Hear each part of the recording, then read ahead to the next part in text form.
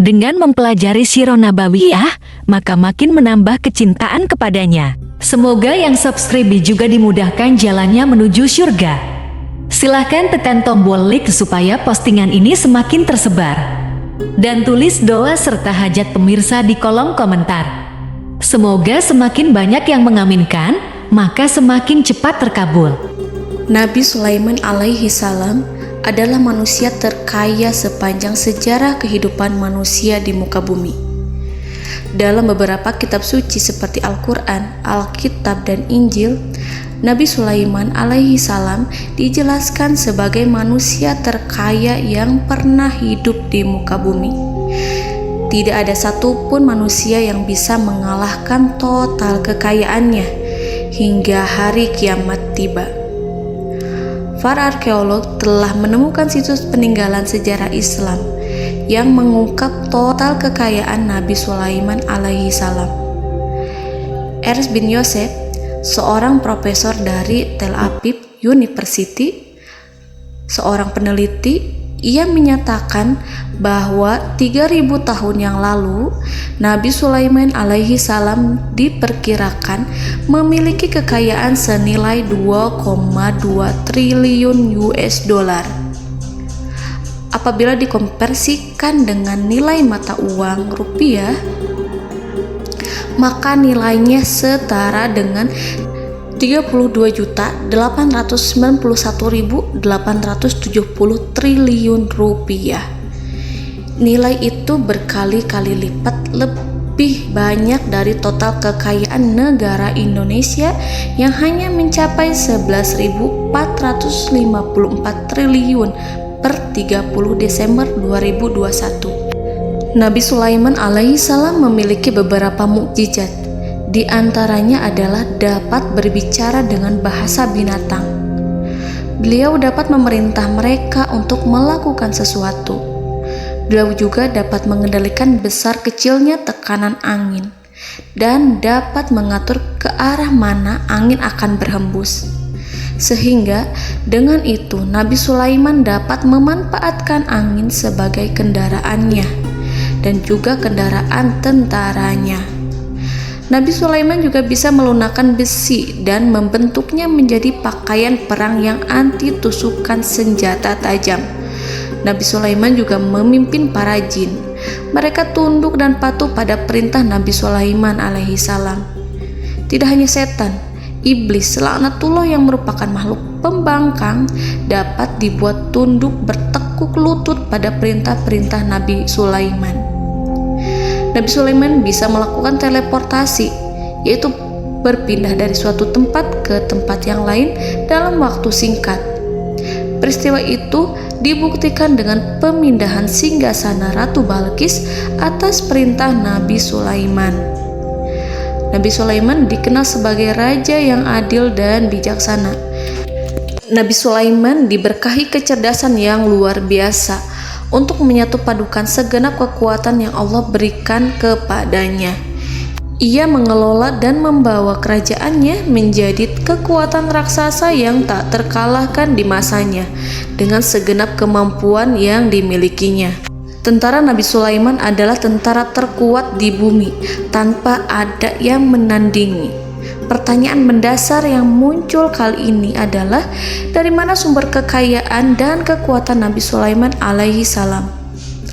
Untuk mendapat jawaban dari pertanyaan itu, simak video ini sampai akhir. Sebelum itu, mari bantu channel ini terus berkembang dengan cara subscribe dan nyalakan tanda loncengnya. Berikan komentar yang positif dan berikan like serta share video ini. Bismillahirrahmanirrahim. Sungguh kami benar-benar telah menganugerahkan ilmu kepada Daud dan Sulaiman. Keduanya berkata, segala puji bagi Allah yang melebihkan kami dari kebanyakan hamba-hambanya yang mukmin. Sulaiman telah mewarisi Daud dan dia berkata, wahai manusia, kami telah diajari untuk memahami bahasa burung dan kami dianugerahi segala sesuatu. Sesungguhnya, semua ini benar-benar karunia yang nyata. Quran Surat An-Naml ayat 15-16. Saudara-saudaraku yang dirahmati Allah, pada ayat di atas disebutkan bahwa Sulaiman telah mewarisi Daud. Nabi Sulaiman mewarisi Nabi Daud dalam sisi kenabian dan kekuasaan, bukan mewarisi harta, karena para nabi tidak mewariskan harta. Sebab sepeninggalan mereka, harta para nabi menjadi sedekah bagi orang-orang yang ada di sekitarnya, yaitu orang-orang fakir dan orang-orang yang membutuhkan. Dan harta para nabi tidak dikhususkan bagi kalangan keluarganya. Rasulullah Shallallahu Alaihi Wasallam bersabda, "Kami para nabi tidak mewariskan." Nabi Sulaiman mewarisi kenabian dari Nabi Daud. Ini adalah hal yang jelas. Allah telah memilihnya sebagai nabi dari Bani Israel.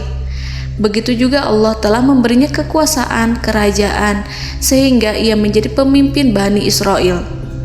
Barangkali sesuatu yang paling penting yang diwarisi oleh Nabi Sulaiman dari Nabi Daud adalah tradisi militer. Kemajuan militer yang dahsyat telah berpindah kepada Nabi Sulaiman. Nabi Daud sebenarnya adalah seorang pengembala kambing yang sangat miskin, tetapi seiring dengan perjalanan waktu, ia menjadi komandan pasukan tiada tanding. Nabi Daud alaihi salam mengetahui bahwa kekuatan hakiki yang mengatur alam semesta adalah kekuatan Allah.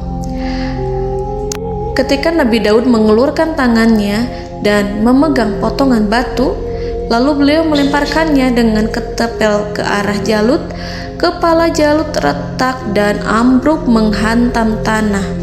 Ini sebagai bentuk demonstrasi kekuatan darinya. Kehadiran Nabi Daud mengubah pasukan Bani Israel, di mana mereka sebelumnya lari jika berhadapan dengan musuh. Maka kini keberadaan mereka mulai diperhitungkan di masa hidupnya. Nabi Daud mengalami peperangan yang sangat banyak, tapi Al-Quran tidak menceritakan secara terperinci. Hal itu dikarenakan karena Al-Quran adalah kitab dakwah di jalan Allah, bukan kitab sejarah. Al-Quran hanya menceritakan di dalam Al-Quran surat Shad ayat 20, "Dan kami kuatkan kerajaannya, kerajaan Daud." Ayat tersebut berarti bahwa Nabi Daud belum terkalahkan dalam peperangan yang diikutinya. Di samping dukungan yang Allah berikan kepadanya, juga pasukan dan rakyatnya, di mana mereka adalah orang-orang yang bertauhid, menyerahkan diri kepada Allah. Allah Subhanahu wa Ta'ala mengajarkan kepada Nabi Daud hal-hal yang menjadikan pasukannya memiliki keistimewaan yang dengannya mereka dapat mengalahkan pasukan-pasukan lain, pasukan-pasukan besar yang ada di bumi pada saat itu. Allah Subhanahu wa Ta'ala berfirman dalam surat Saba ayat 10, "Dan kami telah melunakkan besi untuknya." Baju besi mungkin akan menjadi masalah dalam benak kita. Ketika orang-orang yang berperang, baju besi cukup mengganggu gerakan mereka. Kita bisa membayangkan ketika ada dua orang berperang, salah satu dapat bergerak bebas, sementara yang lainnya tidak leluasa bergerak karena tertahan dengan pakaiannya. Namun, dengan kekuasaan Allah, Nabi Daud dapat melunakkan besi dan membuat baju besi yang ringan, yang mudah untuk digunakan. Ini adalah kemajuan penting yang Allah berikan kepada Nabi Daud dan tentaranya. Kemajuan itu kemudian diajarkan, diwariskan dan dimiliki oleh Nabi Sulaiman alaihi salam. Nabi Sulaiman memiliki pasukan dahsyat yang melebihi pasukan manapun di bumi saat itu, atau bahkan mungkin saat ini. Bahkan Allah menambahkan karunia-Nya kepada Nabi Sulaiman yang disebutkan dalam Al-Quran surat An-Naml ayat 16. Dan Sulaiman telah mewarisi Daud, dan dia berkata, "Wahai manusia, kami telah diberi pengertian tentang suara burung, dan kami diberi segala sesuatu. Sesungguhnya ini benar-benar suatu karunia yang nyata." Saudara-saudaraku yang dirahmati Allah, pada suatu hari Nabi Sulaiman alaihi salam menengadahkan tangannya dan berdoa kepada Allah Subhanahu wa Ta'ala. Antara hati Nabi dan Allah tidak ada penghalang, tidak ada jarak, tidak ada sekatan waktu, tidak ada satupun dari para nabi yang berdoa kepada Allah kecuali doanya pasti dikabulkan. Doa Nabi Sulaiman alaihi salam direkam dalam Al-Quran surat Shad ayat 35. Nabi Sulaiman berkata, "Ya Tuhanku, ampunilah aku, anugerahkanlah kepadaku kerajaan yang tidak dimiliki oleh seorang pun sesudahku." Nabi Sulaiman menginginkan dari Allah sesuatu kerajaan yang belum pernah diperoleh oleh siapapun setelahnya. Allah Subhanahu wa Ta'ala mengabulkan doa Nabi Sulaiman dan memberinya kerajaan tersebut. Nabi Sulaiman mewarisi kekuasaan, kenabian, hikmah ilmu dari Nabi Daud alaihi salam. Orang-orang menyebut Nabi Sulaiman Al-Hakim, Sulaiman yang bijaksana. Kebijaksanaannya tidak terbatas pada keadilan di tengah-tengah manusia dan juga kasih sayangnya kepada mereka. Namun, kebijaksanaan Nabi Sulaiman juga berlaku di kalangan burung dan binatang lainnya. Nabi Daud juga mengenal bahasa burung, tetapi Nabi Sulaiman dapat berbicara dengan bahasa burung. Bahkan, ia dapat menggantikannya sebagai pembantunya ketika Nabi Daud bertasbih di gunung-gunung. Dan burung-burung serta binatang-binatang buas ikut bertasbih bersamanya. Bahkan angin pun berhenti untuk mendengarkan tasbih itu. Sedangkan Nabi Sulaiman, Allah Subhanahu wa Ta'ala memberinya karunia lebih dari itu, di mana binatang-binatang buas tunduk padanya. Begitu juga angin dan burung. Saudara-saudaraku yang dirahmati Allah, Nabi Sulaiman alaihi salam mampu mendengarkan bisikan semut yang berbicara kepada sesama mereka. Bahkan, ia mampu memerintahkan semut tersebut sehingga semut itu menjadi taat pada perintahnya. Pasukan Nabi Sulaiman memiliki kekuatan yang sangat dahsyat. Belum pernah ada di dunia ini satu pasukan pun yang memiliki kekuatan seperti itu. Kekuatan Nabi Sulaiman berasal dari beberapa kombinasi yang sangat mengagumkan, sehingga karenanya ia tidak dapat tertandingi. Kekuatan itu terdiri dari manusia, binatang-binatang, jin, dan lain sebagainya. Kita mengetahui bahwa jin adalah makhluk Allah dan manusia tidak mampu melihatnya atau menghadirkannya atau meminta pertolongan kepadanya. Sedangkan Nabi Sulaiman telah diberi Allah suatu kemampuan untuk menundukkan jin, mempekerjakan mereka sebagai tentara di tengah-tengah peperangan. Bahkan ia mampu menjadikan mereka sebagai pekerja-pekerja kasar di kerajaannya saat tidak ada peperangan. Oleh sebab itu, ketika ada pasukan lain yang mencoba melawan pasukan Nabi Sulaiman, mustahil mereka akan mendapatkan kemenangan. Bahkan pasukan Nabi Sulaiman diperkuat oleh pasukan burung. Burung di pasukan Nabi Sulaiman memerankan tugas penting, yaitu menjadi agen intelijen. Kita mengetahui bahwa peranan informasi saat peperangan adalah hal yang penting. Dari informasi tersebut, pasukan dapat mengetahui keadaan lawannya. Demikianlah peranan burung pada pasukan Sulaiman. Ia terbang di tengah-tengah musuh. Kemudian, ia kembali kepada Nabi Sulaiman untuk menyampaikan berita tentang keadaan lawannya. Di samping jin dan burung, Allah juga menundukkan angin untuk Nabi Sulaiman. Nabi Sulaiman dapat memerintahkan angin dan ia mampu untuk menaiki angin tersebut. Dalam Al-Quran surat Shad ayat 36-40, Allah Subhanahu wa Ta'ala berfirman, "Kami tundukkan kepada angin yang berhembus dengan baik menurut kemana saja yang dikehendaki Sulaiman. Dan kami tundukkan pula kepadanya setan-setan, semuanya ahli bangunan dan penyelam, dan setan yang lain yang terikat dalam belenggu. Inilah anugerah kami, maka berikanlah kepada orang lain atau tahanlah untuk dirimu tanpa perhitungan, dan sesungguhnya dia mempunyai kedudukan yang dekat pada sisi kami dan tempat kembali yang baik."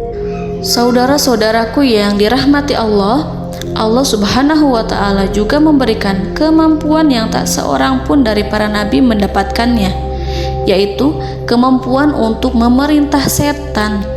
Setan adalah salah satu bagian dari jin. Ia adalah kelompok yang celaka dari bangsa jin. Kelompok ini sebenarnya tidak mampu dikuasai oleh manusia, bahkan jin yang soleh tidak dapat mengatur setan.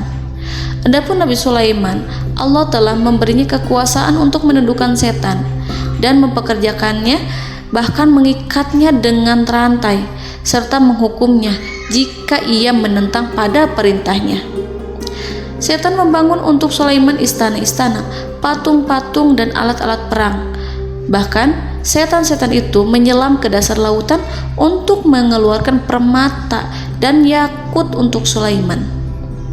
Jika di antara setan yang menentang perintahnya, maka Nabi Sulaiman alaihi salam mengikatnya dengan rantai. Ini semua menunjukkan kekayaan Nabi Sulaiman dan kekuasaannya, di mana ia mampu mengatur banyak makhluk di bumi ini. Tentu saja, kemampuan itu semua adalah atas izin dari Allah Subhanahu wa Ta'ala sebagai mukjizat darinya. Allah Subhanahu wa Ta'ala berfirman dalam Al-Quran surat Saba ayat 12, dan sebagian dari jin adalah yang bekerja di hadapannya di bawah kekuasaannya dengan izin Tuhannya, dan siapa yang menyimpang di antara mereka dari perintah kami, maka kami rasakan kepadanya azab neraka yang apinya menyala-nyala. Para jin itu membuat untuk Sulaiman apa yang dikehendakinya, dari gedung-gedung yang tinggi, patung-patung, dan piring-piring yang besarnya seperti kolam, atau periuk yang tetap berada di atas tungku. Saudara-saudaraku yang dirahmati Allah, Nabi Sulaiman yang bijaksana adalah penguasa yang tak tertandingi di muka bumi. Meskipun memperoleh nikmat-nikmat khusus yang agung itu yang Allah berikan kepada Sulaiman, beliau tetap menunjukkan dirinya sebagai manusia yang paling banyak berzikir kepada Allah dan manusia yang paling banyak bersyukur di zamannya. Saudara-saudaraku yang dirahmati Allah, sebagaimana Allah Subhanahu wa Ta'ala memberikan nikmat kepada ayahnya Nabi Daud alaihi salam, di mana ia mampu melunakkan besi dan Allah mengajarinya bagaimana cara mencairkan besi, maka Nabi Sulaiman alaihi salam dapat memanfaatkan tembaga yang cair untuk peperangan. Dan juga di saat perdamaian, pada saat peperangan, beliau mencampur tembaga dengan besi dan menjadikannya perunggu. Mereka menggunakan senjata-senjata perunggu dalam peperangan seperti pedang, baju besi, dan juga pisau. Senjata-senjata ini adalah senjata yang paling kuat pada saat itu. Sedangkan di saat damai, tembaga digunakan untuk membuat bangunan, perhiasan, dan sebagainya. Meskipun Nabi Sulaiman mendapatkan nikmat yang besar dan karunia yang khusus, Allah Subhanahu wa Ta'ala mengujinya dengan suatu ujian yang dahsyat. Ujian yang akan selalu datang kepada seorang hamba yang soleh. Ketika hamba itu mendapatkan kedudukan besar, maka ujiannya pun menjadi besar. Allah Subhanahu wa Ta'ala menguji Nabi Sulaiman dengan penyakit. Diceritakan oleh Fahru Roji, Nabi Sulaiman diuji dengan suatu penyakit yang keras, di mana kedokteran saat itu tidak dapat dan tidak mampu mengatasinya. Sakitnya Nabi Sulaiman sangat keras sehingga para dokter dari kalangan manusia ataupun jin tidak mampu menghilangkan penyakit itu. Lalu burung-burung menghadirkan rumput-rumput yang dianggapnya sebagai obat, tetapi Nabi Sulaiman tak kunjung sembuh. Semakin hari penyakit Nabi Sulaiman semakin menjadi-jadi, sehingga ketika Nabi Sulaiman duduk di atas kursi, ia duduk bagaikan tubuh tanpa roh. Seakan-akan ia mati karena saking kerasnya penyakit yang dideritanya. Sakit yang diderita oleh Nabi Sulaiman alaihi salam berlangsung sangat lama. Namun Nabi Sulaiman tidak henti-hentinya berzikir. Ia meminta kesembuhan kepada Allah serta beristighfar pada Allah dan mengungkapkan rasa cinta kepadanya. Selesailah ujian Allah terhadap hambanya Nabi Sulaiman. Beliau pun sembuh. Nabi Sulaiman merasakan kembali kesehatannya setelah ia mengetahui segala kejayaan dan segala kekuasaan serta segala kebesarannya tidak lagi mampu menghilangkan penyakit yang dideritanya kecuali jika Allah menghendaki. Saudara-saudaraku yang dirahmati Allah, Nabi Sulaiman telah membangun tempat ibadah, tempat sujud, sehingga manusia menyembah Allah di dalamnya. Orang-orang yang membangunnya berjumlah puluhan ribu orang. Tentu setiap kelompok dari mereka memiliki pekerjaan masing-masing. Di antara mereka ada yang mencairkan tembaga, di antara mereka ada yang tukang pahat, ada yang tukang ukir, ada yang membelah batu, ada yang memotong kayu, ada yang mendatangkan rumput-rumput dari Libanon, ada yang mendatangkan emas dan menjadikannya lempengan-lempengan yang mengkilat untuk menutupi kayu, serta untuk melapisi dinding-dinding. Bahkan golongan jin pun membantu membangun tempat tersebut, tentu dengan perintah dan bimbingan Nabi Sulaiman. Mereka membuat patung-patung yang besar, membuat bejana yang besar untuk tempat makan para tentara dan pekerja, yaitu bejana seperti gunung. Karena saking berat dan besarnya, mereka juga membuat tempat-tempat minum yang besarnya seperti kolam. Nabi Sulaiman mengawasi para pekerjanya dan juga mengurusi masyarakatnya, di mana beliau mengenali problem mereka dan berusaha memecahkannya. Beliau juga mengawasi pasukan dari kalangan binatang dan burung. Beliau mengetahui apabila ada satu di antara mereka yang tidak datang, kemana ia pergi serta mengapa ia pergi.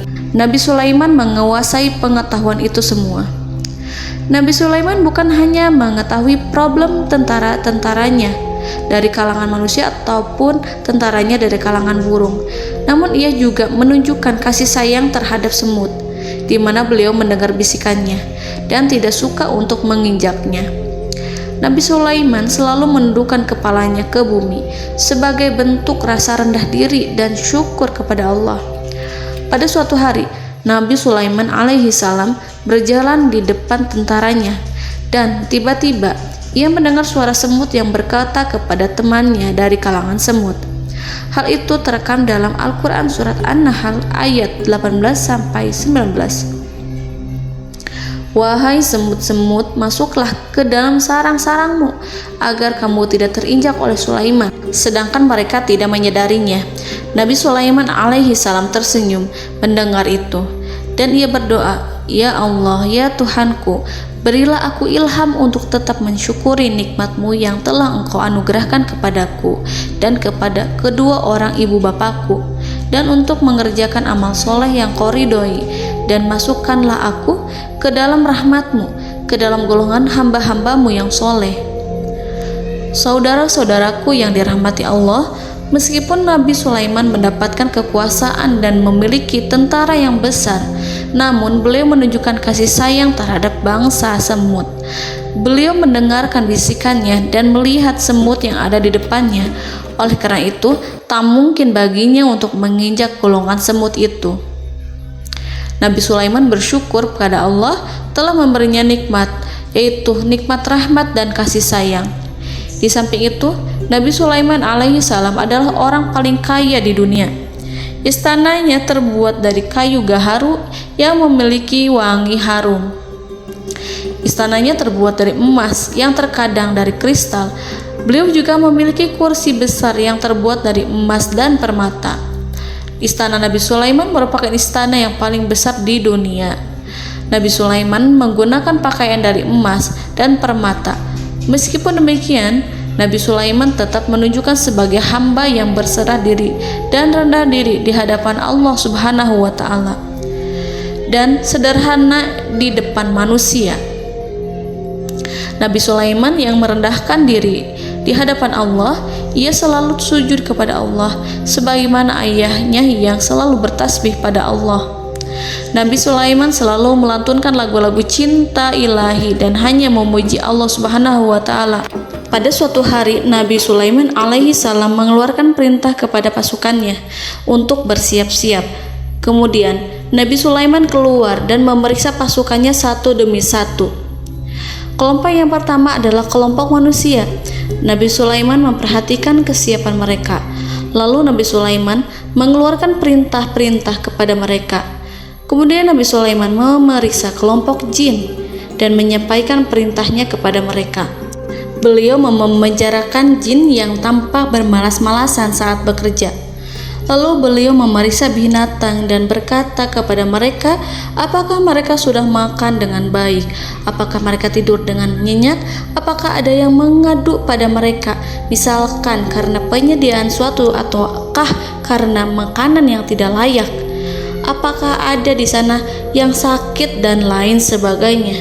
Semuanya diperiksa oleh Nabi Sulaiman. Ketika Nabi Sulaiman merasa puas dengan semuanya, Nabi Sulaiman memasuki tenda tempat berkumpulnya para burung. Nabi Sulaiman alaihissalam kemudian memasuki tenda tersebut, mengamati keadaan di sekitarnya, sehingga beliau mengetahui bahwa ada satu burung yang tidak hadir, yaitu burung hudhud. Nabi Sulaiman berkata yang diabadikan dalam Quran surat An-Naml ayat 20. Mengapa aku tidak melihat burung hudhud? Burung-burung yang lain tampak terdiam sebagai penghormatan, dan mereka mendengarkan apa yang akan dikatakan pemimpin mereka. Nabi Sulaiman mengarahkan pandangannya pada semua burung dan tidak menemukan burung hudhud di antara mereka. Tak seekor burung pun yang mengetahui keberadaannya. Burung hudhud absen pada apel wajib kali ini. Nabi Sulaiman mulai menampakkan kemarahannya.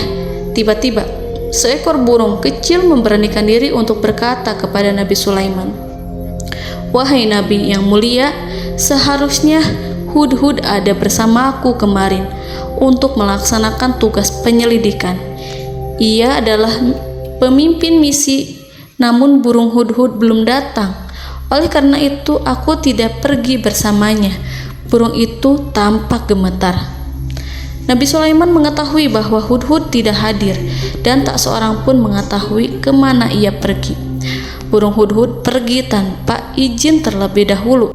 Dalam keadaan marah, Nabi Sulaiman berkata, "Sungguh aku benar-benar akan mengazabnya dengan azab yang sangat keras atau benar-benar menyembelihnya, kecuali jika ia benar-benar datang kepadaku dengan alasan yang jelas." Kawanan burung-burung yang mengetahui bahwa Nabi Sulaiman sedang marah dan telah menetapkan untuk menyiksa burung hudhud atau menyembelihnya atau justru memaafkannya dengan syarat ia datang dengan membawa alasan yang dapat menyelamatkannya, atau dengan kata lain, burung hudhud dapat memastikan bahwa ia melaksanakan tugas yang penting. Nabi Sulaiman menunjukkan kemarahan yang besar sehingga siapapun akan merasa takut kepada Nabi Sulaiman yang marah. Seekor burung tampak gemetar, ketakutan melihat kemarahan Nabi Sulaiman. Lalu beliau mengulurkan tangannya ke burung itu dan memegang-megang kepalanya, sehingga burung itu pun merasa tenang dan rasa takutnya hilang. Nabi Sulaiman kemudian pergi dari tempat burung tersebut. Nabi Sulaiman masih memikirkan keadaan burung hudhud. Seharusnya burung hudhud menjadi bagian penting dari badan intelijen. Apakah ia pergi untuk menyingkap suatu, atau apakah ia pergi hanya untuk bermain-main? Nabi Sulaiman telah memperhatikan dan mengetahui bahwa burung hudhud adalah seekor burung yang cerdik dan juga fasih berbicara. Terkadang Nabi Sulaiman mendapati burung hudhud sedang bermain-main dan menunda-nunda pekerjaannya. Namun ketika Nabi Sulaiman melihatnya, burung hudhud memahami bahwa perbuatannya tidak benar. Oleh karena itu, ia tidak boleh menyampur adukan antara waktu serius dan waktu bermain. Tidak lama setelah itu, burung hudhud tiba di tempat para burung. Burung-burung yang lain berkata kepadanya, "Wahai hudhud, pergilah engkau ke tempat Nabi Sulaiman. Jika ia mengetahui bahwa engkau telah sampai, jiwamu benar-benar terancam." Mendengar itu, burung hudhud segera beranjak. Ia terbang menemui Nabi Sulaiman. Pada waktu itu, Nabi Sulaiman sedang duduk bersama tentaranya yang lain. Burung hudhud berdiri. Ia telah merencanakan untuk memulai pembicaraan dengan Nabi Sulaiman sebelum Nabi Sulaiman bertanya kepadanya kemana dia pergi. Ini sebagai bukti bahwa hudhud telah melaksanakan suatu tugas yang penting. Dalam surat An-Nahl ayat 22, burung hudhud, "Aku telah mengetahui sesuatu yang kamu belum mengetahuinya, dan kubawa kepadamu dari negeri Saba suatu berita penting yang diyakini." Seakan-akan burung hudhud hendak berkata, "Aku adalah hudhud yang miskin, tapi Aku mengetahui apa yang tidak engkau ketahui, dan aku telah datang kepadamu dari kerajaan Saba dengan membawa berita yang sangat penting. Nabi Sulaiman tampak terdiam menunggu Hudhud menyelesaikan kisahnya. Dalam surat An-Naml ayat 23-24, burung Hudhud berkata, "Sesungguhnya aku menjumpai seorang wanita yang memerintah mereka. Dia dianugerahi segala sesuatu serta mempunyai singgasana yang besar. Aku mendapati dia dan kaumnya menyembah matahari selain Allah. Dan setan-setan telah menjadikan mereka memandang indah perbuatan-perbuatan mereka, lalu menghalangi mereka dari jalan Allah, sehingga mereka tidak mendapat petunjuk." Burung Hudhud diam. Nabi Sulaiman merasa bahwa Hudhud menunjukkan kepasihan lisannya. Nabi Sulaiman berkata dalam Quran surat An-Nahl ayat 27 sambil menunjukkan senyum manisnya. Nabi Sulaiman berkata, "Akan kami lihat apakah kamu benar wahai Hudhud, ataukah kamu termasuk orang-orang yang berdusta." Seakan-akan burung Hudhud ingin mengatakan, "Aku tidak berbohong, wahai Nabi yang mulia." Namun diamnya Sulaiman membuat takut sehingga burung Hudhud terdiam. Nabi Sulaiman terdiam karena berpikir, lalu ia memutuskan sesuatu setelah itu. Beliau melihat kepada lainnya dan meminta secari kertas dan pena. Nabi Sulaiman menulis surat yang singkat dan menyerahkan kepada Hudhud serta memerintahkan kepadanya seperti yang dikatakan dalam Quran surat An-Nahl ayat 28. "Pergilah dengan membawa suratku ini, lalu jatuhkanlah kepada mereka, kemudian berpalinglah dari mereka, lalu perhatikanlah apa yang mereka bicarakan." Al-Quranul Karim hanya menceritakan dalam Al-Quran surat An-Naml bagaimana perginya Hudhud dan bagaimana ia menyerahkan surat itu. Lalu Al-Quran langsung menyebut keadaan kerajaan Balqis yang saat itu sedang membaca surat di depan para pembesar kerajaan dan para menterinya. Dalam Quran surat An-Naml ayat 29-31, berkatalah Balqis, "Wahai pembesar-pembesar, sesungguhnya telah dijatuhkan kepadaku sebuah surat yang mulia. Sesungguhnya surat ini dari Sulaiman, dan sesungguhnya isinya dengan menyebut nama Allah yang Maha Pengasih lagi Maha Penyayang, bahwa janganlah kalian berlaku sombong terhadapku dan datanglah kepadaku sebagai orang-orang yang berserah diri." Saudara-saudaraku yang dirahmati Allah, dalam surat tersebut Nabi Sulaiman menyebutkan supaya mereka menyerahkan diri dan tunduk kepada perintah Nabi Sulaiman. Nabi Sulaiman memerintahkan agar mereka meninggalkan penyembahan terhadap matahari. Nabi Sulaiman tidak mempersoalkan akidah mereka dan tidak memuaskan mereka dengan apapun. Nabi Sulaiman hanya memerintahkan bahwa ia berada di atas kebenaran. Bukankah ia didukung kekuatan yang berlandaskan keyakinan yang dimilikinya? Nabi Sulaiman hanya memerintahkan mereka agar tunduk dan patuh kepadanya. Ratu Sabak menyampaikan surat tersebut di tengah-tengah kaumnya.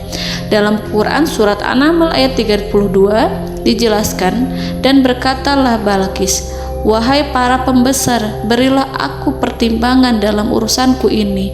Aku tidak pernah memutuskan sesuatu persoalan sebelum kamu berada dalam majelisku." Saudara-saudaraku yang dirahmati Allah, para pembesar istana Balqis menentang surat tersebut. Isi surat itu membangkitkan kesombongan kaum Saba, di mana mereka merasa lebih kuat. Mereka mengetahui bahwa di sana ada seorang yang mencoba menentang mereka dan mengisyaratkan peperangan kepada mereka. Lalu ia meminta kepada mereka untuk memenuhi syarat-syaratnya sebelum terjadinya peperangan dan kekalahan. Dalam surat An-Nahl ayat 33, mereka menjawab, "Kita adalah orang yang memiliki kekuatan dan juga memiliki keberanian yang sangat besar dalam peperangan, dan keputusan berada di tanganmu, wahai ratuku. Maka pertimbangkanlah apa yang akan kamu perintahkan." Saudara-saudaraku yang dirahmati Allah, para pembesar kaum Saba seakan ingin berkata, "Kita siap untuk melaksanakan perang." Tampaknya ratu itu memiliki kebijakan yang lebih baik dari pembesar kaumnya. Surat Sulaiman itu membuatnya berpikir lebih jernih dan lebih berhati-hati. Ia berusaha sebisa mungkin menghindari peperangan. ratu itu berpikir dalam tempo yang lama. Nama Sulaiman tidak diketahuinya dan ia pun belum pernah mendengarnya. Oleh karena itu, Ratu kaum Saba tidak mampu mengetahui dan mendeteksi seberapa besar kekuatan Nabi Sulaiman. Boleh jadi Nabi Sulaiman memiliki kekuatan yang dahsyat, sehingga ia mampu memerangi kekuasaannya dan mengalahkannya. Kemudian Ratu memperhatikan apa yang ada di sekelilingnya. Ia melihat kemajuan masyarakatnya dan juga kekayaannya. Barangkali ia mengira bahwa Nabi Sulaiman iri terhadap kemajuan dan kekayaannya itu, sehingga Nabi Sulaiman ingin menyerangnya. Setelah mempertimbangkan isi surat Nabi Sulaiman dengan cermat, Ratu Saba memilih untuk tidak bersikap ceroboh dan bodoh. Ratu lebih suka untuk menggunakan bahasa kelembutan. Ia mengirim kepada Nabi Sulaiman suatu hadiah yang besar. Ratu mengira bahwa Nabi Sulaiman seorang yang ambisius, yang boleh jadi ia telah mendengar tentang kekayaan kerajaan Saba. Para utusan pergi dengan membawa hadiah dari Ratu Saba. Ratu berharap agar mereka dapat memasuki kerajaan Nabi Sulaiman dan akan mengetahui kondisi kerajaannya. Saat mereka pulang, Ratu ingin mendengar secara langsung dari mereka tentang bagaimana keadaan kaum Nabi Sulaiman dan pasukannya. Setelah mendapatkan informasi yang cukup, maka Ratu Balqis dapat membuat sesuatu keputusan yang tepat. Ratu menyembunyikan apa yang terlintas dalam pikirannya, lalu ia berbicara kepada pembesar istananya bahwa ia dapat menyingkap niat jahat Raja Sulaiman melalui cara mengirimkan hadiah kepadanya. Ratu lebih memilih cara tersebut dan menunggu reaksi dari Nabi Sulaiman. Ratu berhasil memuaskan para pembesar istana dan untuk sementara ia menghilangkan ide untuk berperang. Karena para raja jika menyerang suatu desa, maka pemimpin desa tersebut adalah orang yang paling banyak mendapatkan kehinaan. Akhirnya, para pembesar kaumnya merasa puas dengan pikiran Ratu Balqis. Saudara-saudaraku yang dirahmati Allah, dalam surat An-Naml ayat 34-35 dijelaskan, Ratu Balqis berkata, "Sesungguhnya raja-raja apabila memasuki suatu negeri, niscaya mereka akan membinasakannya dan menjadikan penduduknya yang mulia menjadi hina. Dan demikian pula lah yang akan mereka perbuat. Dan sesungguhnya aku akan mengirim utusan kepada mereka dengan membawa hadiah, dan aku akan menunggu apa yang akan dibawa kembali oleh utusan itu." Kemudian sampailah hadiah dari Ratu Balqis kepada Nabi Sulaiman. Para intelijen Nabi Sulaiman memberitahunya bahwa utusan Balqis datang dengan membawa hadiah. Nabi Sulaiman langsung mengetahui bahwa Ratu Balqis itu sengaja mengirim orang-orangnya untuk mengetahui atau untuk mendapatkan informasi tentang kekuatannya. Lalu setelah itu ia akan mengambil keputusan atau mengambil sikap kepada kerajaan Sulaiman. Nabi Sulaiman segera memanggil semua pasukannya untuk berkumpul. Utusan Balqis segera memasuki istana Nabi yang dipenuhi dengan pasukan yang besar bersenjata. Melihat itu, utusan Ratu Balqis tercengang dan terkejut ketika mereka melihat kekayaan yang mereka bawa tidak ada apa-apanya dibandingkan dengan kerajaan Nabi Sulaiman. Hadiah mereka tampak tidak berarti. Emas yang mereka bawa tampak tidak memiliki makna saat mereka memasuki istana Nabi Sulaiman yang terbuat dari kayu-kayu pohon gaharu yang mengeluarkan bau yang harum serta dihiasi dengan emas permata. Para utusan Ratu Balqis berdiri bersama Nabi Sulaiman dan menyaksikan bagaimana Nabi Sulaiman mengendalikan pasukannya. Kemudian mereka mulai berpikir tentang kekuatan dan kualitas pasukan Nabi Sulaiman. Betapa kagetnya mereka ketika melihat di tengah-tengah pasukan itu terdapat singa, burung, dan tentara dari kalangan manusia yang mampu terbang. Mereka pun sadar bahwa mereka di hadapan pasukan yang tiada tandingannya. Selesailah demonstrasi pasukan Nabi Sulaiman. Kemudian para utusan ratu dipersilahkan maju ke tempat hidangan makanan. Para utusan itu sangat terkejut ketika melihat berbagai macam makanan dari penjuru dunia ada di depannya. dan di antara makanan itu terdapat pula makanan yang biasa ditemukan di negeri mereka. Tetapi mereka melihat bahwa makanan itu memiliki rasa yang lebih istimewa. Selain itu, piring-piring yang ada di depan mereka dan dijadikan tempat makan tersebut terbuat dari emas, dan mereka dilayani oleh laki-laki yang berhias dengan emas. Di meja makan itu terdapat burung, ikan laut, dan berbagai macam daging yang mereka tidak mampu lagi membedakan daging apa itu. Nabi Sulaiman tidak makan bersama mereka, tapi beliau makan dengan menggunakan piring yang terbuat dari kayu. Beliau memakan roti yang kering yang dicampur dengan minyak. Inilah makanan yang dipilih Nabi Sulaiman. Makan bersama mereka dalam keadaan diam, mereka merasa kehadiran Nabi Sulaiman menciptakan suatu wibawa yang luar biasa. Selesai perjamuan itu, lalu dengan sangat malu mereka menyerahkan hadiah dari Ratu Balqis kepada Nabi Sulaiman. Hadiah itu berupa emas yang bagi mereka hadiah itu sangat bernilai tinggi. Tapi di sini hadiah itu tampak kecil di hadapan kekayaan-kekayaan Nabi Sulaiman yang sangat mengagumkan. Nabi Sulaiman memperhatikan hadiah dari Ratu Balqis itu dan berkata dalam Quran surat An-Naml ayat 36. Maka tatkala utusan itu sampai pada Sulaiman, Sulaiman berkata, "Apakah patut kamu menolong aku dengan harta? Maka apa yang diberikan Allah kepadaku lebih baik daripada apa yang diberikannya kepadamu. Tetapi kamu merasa bangga dengan hadiahmu." Saudara-saudaraku, Raja Sulaiman menyingkap dengan kata-katanya yang singkat. Itu penolakannya terhadap hadiah mereka. Ia memberitahu utusan itu bahwa ia tidak menerima hadiah tersebut.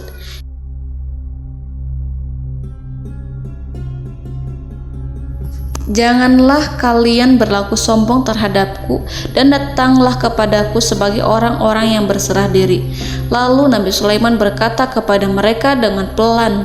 Hal itu diabadikan dalam Quran surat An-Naml ayat 37. Kembalilah kepada mereka, sungguh kami akan mendatangi mereka dengan bala tentara yang mereka tidak kuasa melawannya, dan pasti kami akan mengusir mereka dari negeri itu, yaitu negeri Saba, dengan terhina, dan mereka akan menjadi tawanan-tawanan yang hina. Saudara-saudaraku yang dirahmati Allah, Nabi Sulaiman kemudian meninggalkan para utusan ratu setelah terlebih dahulu mengancam mereka. Para utusan itu berharap agar Nabi Sulaiman mau menunggu kunjungan Ratu Balqis yang akan membawa misi perdamaian. Akhirnya sampailah para utusan Ratu Balqis ke negeri Saba. Mereka segera menuju istana sang ratu. Mereka memberitahu bahwa negeri mereka sedang ada di ujung tanduk. Mereka menceritakan kepada ratu tentang kekuatan Nabi Sulaiman dan tidak mungkin bagi mereka mampu melawannya. Mereka meyakinkan Ratu Balqis bahwa ia harus mengunjunginya dan melihat sendiri bagaimana kebesaran kerajaan Nabi Sulaiman. Kemudian ratu menyiapkan dirinya untuk pergi menuju kerajaan Nabi Sulaiman. Nabi Sulaiman duduk di kursi kerajaan di tengah-tengah para pembesarnya dan para menterinya serta para komandan pasukannya. Beliau berpikir tentang sosok Ratu Balqis. Nabi Sulaiman mengetahui bahwa Ratu Balqis menuju tempatnya. Balqis dikelilingi rasa takut. Nabi Sulaiman berpikir sejenak tentang bagaimana matahari disembah. Ia memikirkan bagaimana informasi yang diterima oleh intelijennya tentang kemajuan kerajaan Balqis dalam bidang kesenian dan ilmu pengetahuan. Nabi Sulaiman bertanya kepada dirinya sendiri, apakah kemajuan menjadi penghalang untuk mengetahui kebenaran? Apakah ratu itu senang dengan kekuatan yang dicapainya? Dan ia membayangkan bahwa kekuatannya adalah segalanya. Dengan kemajuan yang dimilikinya, Nabi Sulaiman ingin membuat kejutan agar ratu mengetahui bahwa Islam yang diyakini oleh Nabi Sulaiman adalah satu-satunya yang mampu mendatangkan kemajuan dan kekuatan yang hakiki, sehingga ia dapat membandingkan antara keyakinannya dalam menyembah matahari beserta kemajuan yang dicapainya dengan keyakinan Nabi Sulaiman beserta kemajuan yang diraihnya. Saudara-saudaraku yang dirahmati Allah, para mata-mata Nabi Sulaiman telah memberitahunya bahwa hal yang sangat disegani dan dikagumi oleh kaum Balkis adalah kerajaan Saba, yaitu singgasana Ratu Balkis. Singgasana itu terbuat dari emas dan batu delima. Singgasana tersebut dijaga oleh penjaga yang sangat disiplin, di mana mereka tidak pernah lalai sedikit pun. Oleh karena itu, sangat tepat apabila Nabi Sulaiman menghadirkan singgasananya di sini, di kerajaannya, sehingga ketika ratu tiba, maka ia dapat duduk di atasnya.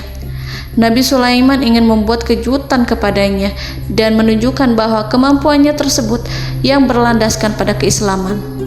Nabi Sulaiman melakukan yang demikian itu dengan harapan agar si ratu tunduk kepadanya. Ide itu terlintas dalam diri Nabi Sulaiman. Lalu ia mengangkat kepalanya dan menoleh kepada anak buahnya.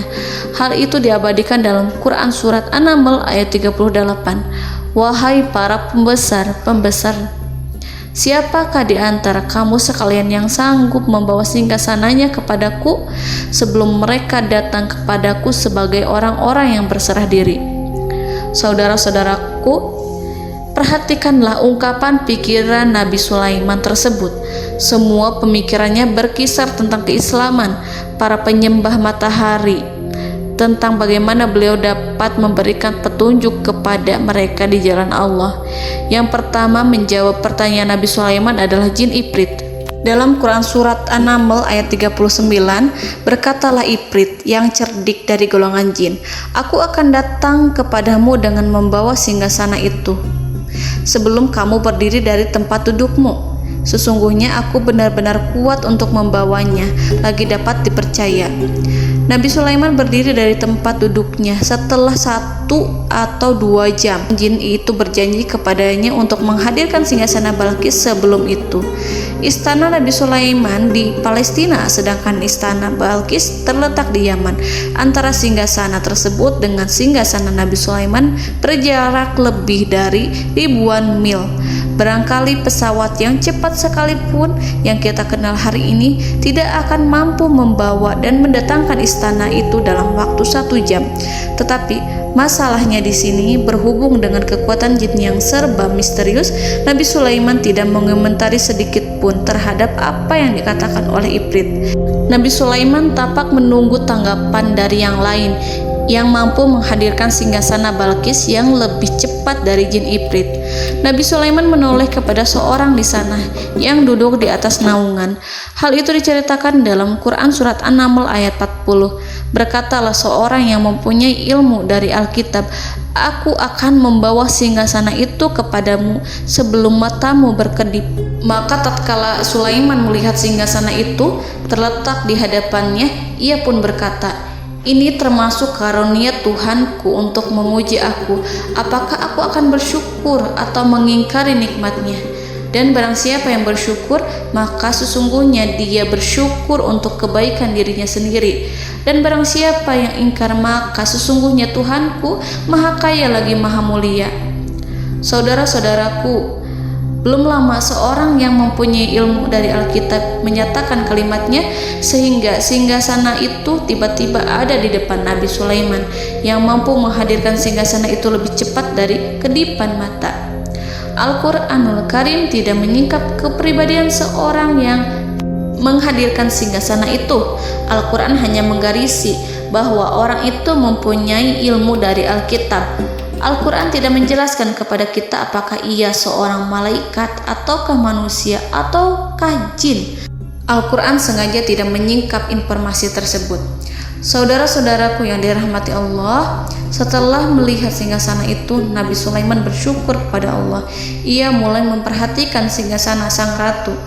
Singgasana tersebut merupakan simbol pembangunan dan juga kemajuan, tetapi tampaknya ia hanya sesuatu yang biasa saja jika dibandingkan dengan kekuasaan dan kebesaran ciptaan yang dibuat oleh manusia dan jin di kalangan istana Nabi Sulaiman.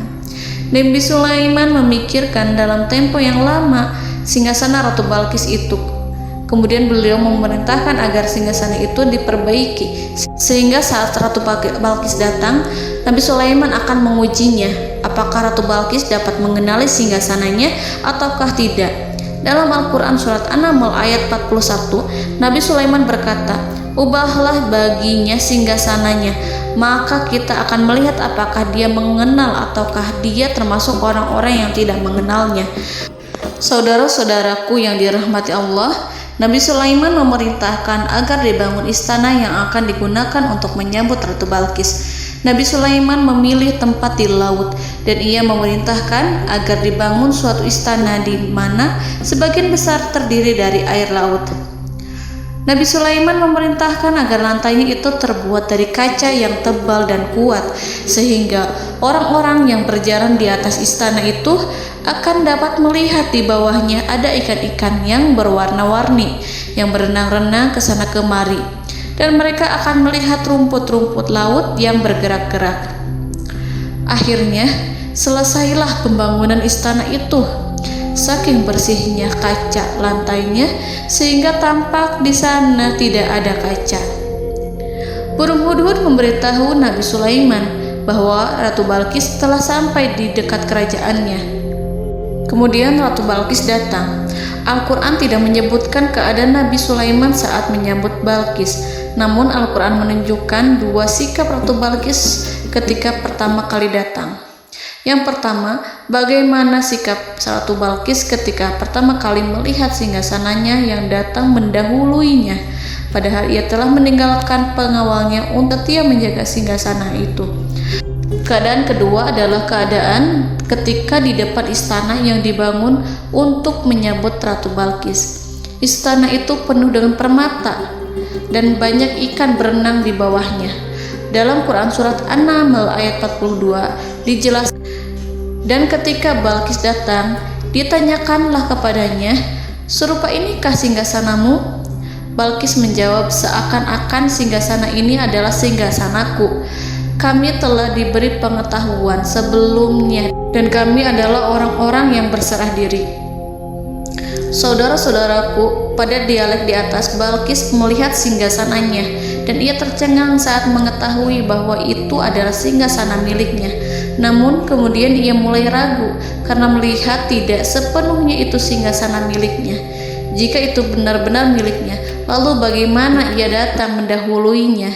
Dan bila bukan singgasananya, maka bagaimana Sulaiman dapat meniru sepersis dan seteliti itu? Padahal Sulaiman tidak pernah sekalipun ke kerajaannya.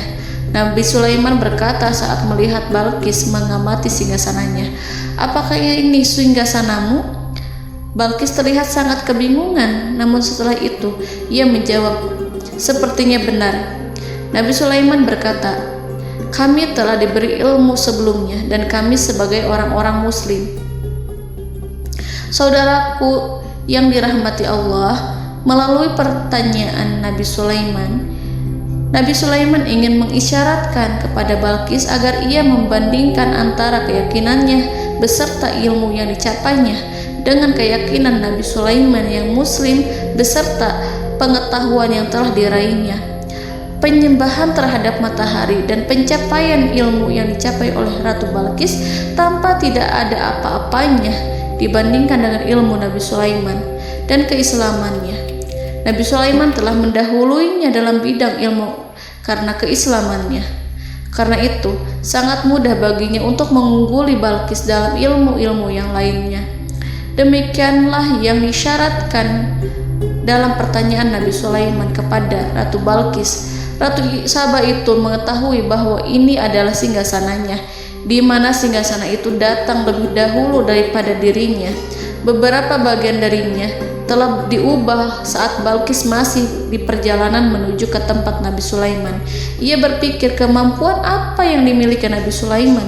Ratu Balqis tercengang melihat apa yang disaksikannya yang berupa buah dari keimanan Nabi Sulaiman dan hubungannya dengan Allah Subhanahu wa Ta'ala. Sebagaimana Balqis juga tercengang ketika melihat kemajuan di bidang ilmu pembangunan, seni, dan ilmu-ilmu yang lainnya.